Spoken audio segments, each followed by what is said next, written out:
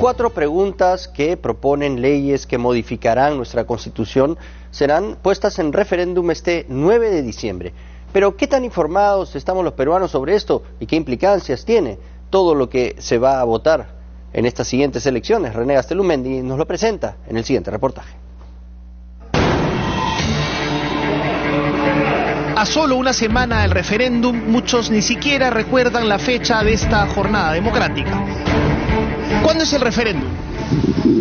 El 8 de diciembre. ¿Cuándo es el referéndum? No sé. ¿Ah? No sé. ¿Cuándo es el referéndum? ¿Cuándo es?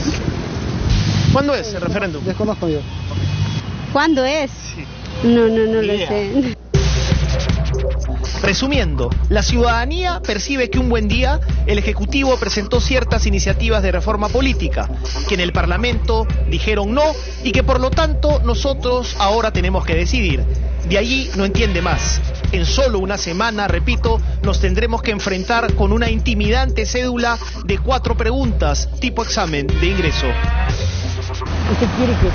Algunos estudios alertan de que un gran porcentaje de la ciudadanía todavía no conoce el contenido y las implicancias de las 4 preguntas que este 9 de diciembre se formularán en el referéndum. Y en la 4 también ponemos no. Aprueba la reforma constitucional sobre la conformación y funciones de la Junta Nacional de Justicia. ¿Qué es la Junta Nacional de Justicia? ¿Qué es la Junta Nacional de Justicia? Ahí me agarraste. Conformación y funciones de la Junta Nacional de Justicia. ¿Qué cosa es la Junta Nacional de Justicia? No. Ni idea. ¿No es preocupante el nivel de desinformación de la ciudadanía respecto al referéndum? Sí, es preocupante, sin duda. Eso limita de alguna manera la calidad del voto. No sorprende, no llama la atención. Digamos que es parte de uno de los problemas que tenemos en la cultura política peruana. Pero no solo buena parte de la población no ha hecho el esfuerzo de participar en ese sufragio. Solo un partido ha inscrito a sus personeros para el referéndum. ¿Cuál? El partido aprista. Ajá. O sea, para colocar personeros, para hacer campaña, etcétera. Los demás no se han inscrito. Entonces, ahí hay una responsabilidad también. Así tenemos, entonces, pregunta número 1. ¿Aprueba la reforma constitucional sobre la conformación y funciones de la Junta Nacional de Justicia antes Consejo Nacional de la Magistratura? Antes Consejo Nacional de la Magistratura. ¿Qué cosa es la Junta Nacional de Justicia? Ni idea, ¿no? Ni idea tampoco. Ni idea. Ni idea. ¿Y cómo vas a hacer para votar si...? Sí, lo que pasa es que yo voto, digamos, ya por un tema de compromiso, digamos, de... ¿Automáticamente? Automáticamente. Muchos no sabíamos qué cosa era este Consejo Nacional de la Magistratura hasta que saltaron estos terribles audios donde escuchamos a jueces y consejeros y fiscales, los hermanitos, negociando sentencias, puestos, dineros, libritos, etcétera. Y entonces el CNM se hizo conocido de la peor manera posible, porque estaba completamente corrompido. Lo que se va a votar en la primera pregunta es una nueva manera de conformar el órgano que tiene la responsabilidad de seleccionar a los jueces y fiscales de todo el país. La Junta Nacional de Justicia, compuesto por 5 miembros en lugar del CNM. Esta vez se propone a través de un concurso de méritos, donde todos sean profesionales con más de 25 años de experiencia, es decir, de alguna manera cuajados en la vida profesional, con idoneidad ética, y a través de un concurso que será dirigido por un organismo técnico y conducido por una entidad plural, digamos, que presidida por el Defensor del Pueblo, el Contralor General de la República, el Presidente del Tribunal Constitucional, del Poder Judicial y 2 rectores de universidades que tengan más de 50 años de antigüedad y licenciamiento. Pregunta número 2. ¿Aprueba la reforma constitucional que regula el financiamiento de las organizaciones políticas? Si se aprueba la reforma constitucional que regula el financiamiento de las organizaciones políticas. ¿De qué se trata eso? Tampoco, no recuerdo. Tampoco. ¿Sí? Ya lo analicé, ya, sí. Ajá. ¿También automáticamente? Sí. Se trata de una pregunta que tiene directa relación con todos los procesos por lavado de activos que en este momento están atravesando los principales líderes políticos entre candidatos y expresidentes. Los partidos políticos y movimientos regionales ya no podrán contratar por sí mismos publicidad en radio y televisión para las campañas electorales, sino que tendrán que bandearse únicamente con lo que el Estado paga a través de lo que se llama franja electoral. Pero ¿acaso lo más importante es que por fin se tipificará como delito penal con sanción de cárcel efectiva el financiamiento ilegal de campañas? Se le aplica sanciones penales. Penales. Ya no faltas administrativas. Ya además de las multas, que sabemos que no las paga, nunca lo hemos conversado N veces, sanciones penales. Es decir, se abre la puerta para crear el delito de financiamiento ilegal de la política. Y no tener que estar procesando a las personas por lavado de activos. Puede procesarse por lavado de activos, pero hay que crear el delito específico de financiamiento ilegal de la política. ¿Acaso la pregunta más clara por popular es la tercera porque tiene que ver directamente con los congresistas?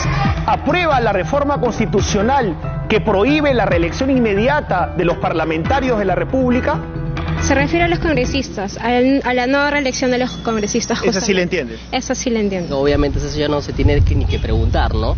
O sea, es un tema de que ya la gente está cansada y no tiene que ver, y tiene que haber una purga inclusive. Que prohíbe la reelección inmediata de parlamento. Sí, lo apruebo. Es la más conocida porque permite seguramente canalizar esta indignación, este descrédito que se ha ido ganando el Congreso.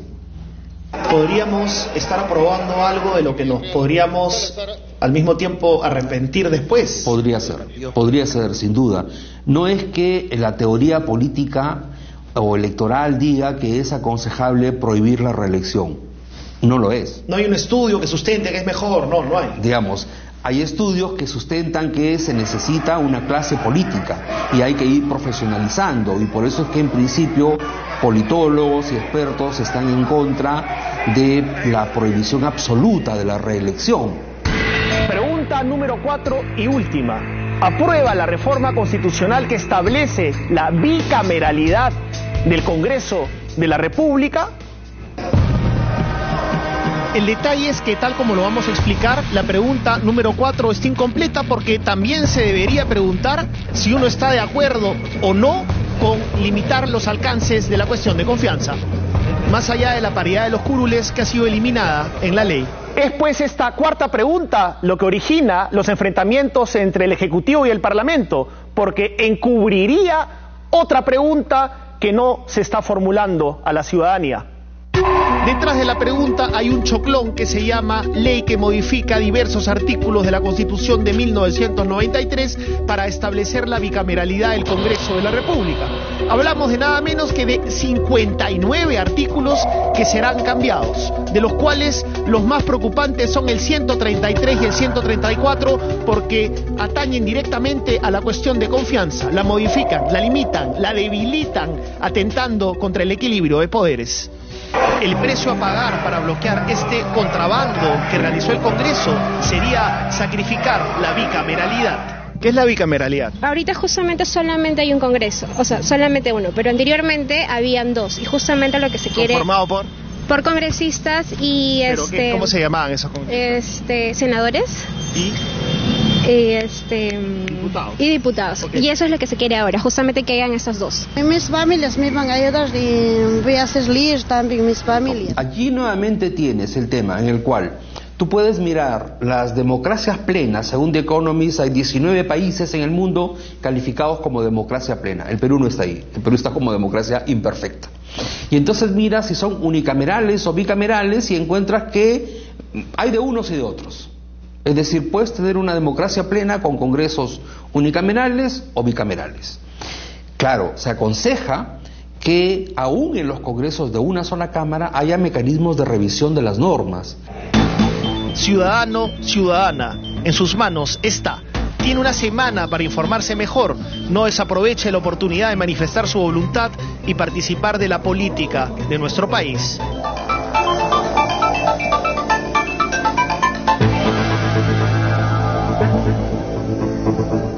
Para poder ejercer esta votación tiene que estar informado y no es tan difícil. Hemos querido contribuir con este reportaje, pero en los siguientes días usted podrá encontrar información sobre las diferentes opciones en diferentes plataformas. Aquí en el canal también la encontrará en distintos programas. Pero hay un punto en el cual en realidad no hay mayor opción. Usted puede querer o no la bicameralidad, querer o no la reelección, estar de acuerdo o no con la forma de financiar los partidos políticos. Pero la primera pregunta, la que se refiere a la creación de la Junta Nacional de Justicia, prácticamente se podría decir que no tiene opción. Y para explicarlo claro, es porque esta Junta va a reemplazar al Consejo Nacional de la Magistratura. El Consejo Nacional de la Magistratura que se disolvió luego de comprobarse la tremenda corrupción. Eso que todos ustedes recuerdan como los audios de los hermanitos, el problema de los cuellos blancos, todo eso es lo que se descubrió que se originaba en la corrupción del Consejo Nacional de la Magistratura. Se desactivó. Hoy día no funciona. Hoy día no tenemos una entidad que nombre y remueva jueces. Eso tiene que reemplazarse y la propuesta que ha hecho el gobierno y que ha aprobado el Congreso, es decir, la propuesta que cuenta con el acuerdo de los políticos, es la creación de la Junta Nacional de Justicia. ¿Será perfecta? ¿Será imperfecta? Ese no es el asunto en este momento. Esa es la propuesta que ellos han acordado y que le presentan al pueblo. Pero no hay otra opción. Así que mucho cuidado con esos que dicen que se puede votar no a todo. Efectivamente hay libertad, pero decirle no a la sustitución del Consejo Nacional de la Magistratura es decir que se quede el sistema que ha aprobado una completa corrupción. Augusto. Tenemos información de nuestras fuentes en el Tribunal Constitucional de que ante el pedido del Defensor del Pueblo para que el TC se pronuncie sobre la cuestión de confianza que está incluida en la cuarta pregunta sobre la bicameralidad, esto habría ya entrado en proceso. Existe una sentencia por la cual se va a votar. Ante la ausencia del magistrado Carlos Ramos quedarían los votos 3-3, el voto de Blum es dirimente y él está a favor de que se determine que todo lo que incluye a la cuestión de confianza en la cuarta pregunta sobre la bicameralidad sea declarado inadmisible, que se tenga que sacar de la pregunta formulada en el referéndum. Y este es un fallo polémico del TC, porque ellos revisan leyes, determinan si las leyes son constitucionales o no. Esto todavía no es una ley, y para muchos especialistas no es competencia del Tribunal Constitucional poder tomar una decisión respecto de algo que todavía no se ha convertido en norma. Esta semana, a solo pocos días de que se vote el 9 de diciembre, el hecho de que el TC empiece a revisar las preguntas es algo que debe ponernos en alerta. Sol.